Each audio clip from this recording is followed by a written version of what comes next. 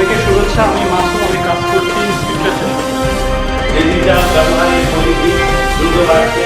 অন্যদিকে ডিজিটাল নিরাপত্তা, গোপনীয়তা আপনারা লক্ষ্য করেছেন।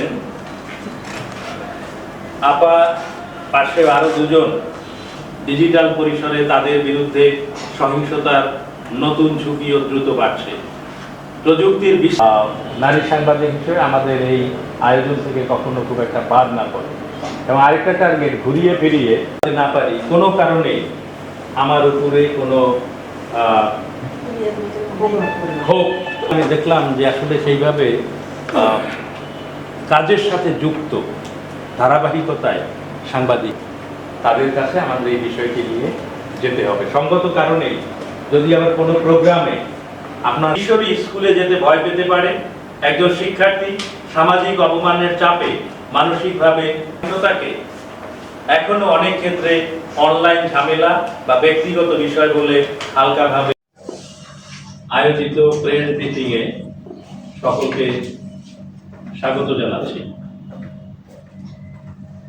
প্রযুক্তির সহায়তায় সংগঠিত জেন্ডার নিরাপদ বিশ্ব এই প্রেস সেনানী প্রথম দৈনিক পত্রিকার উপস্থিত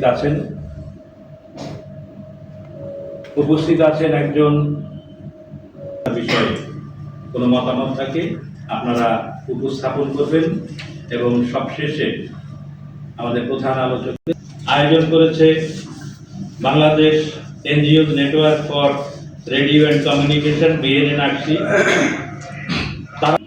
এই প্রকল্প বাস্তবায়নে কারিগরি সহায়তা প্রদান করছে GFA কনসাল্টিং গ্রুপ এবং অর্থায়ন করছে সুইজারল্যান্ড, গ্লোবাল অ্যাফেয়ার্স কানাডা।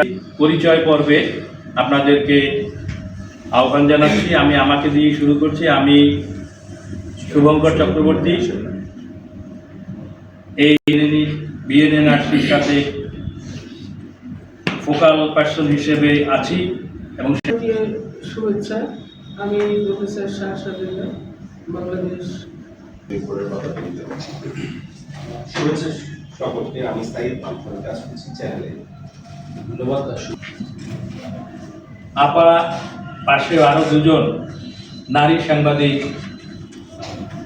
উপস্থিত আছে। যেহেতু এটি নারী দিবস সপ্তাহ পালন, সেই কারণেই সেটিও একটু বের করে নিতে চাই। কেউ যেন নারী সাংবাদিক হিসেবে আমাদের এই আয়োজন থেকে কখনো খুব একটা বাদ না করে।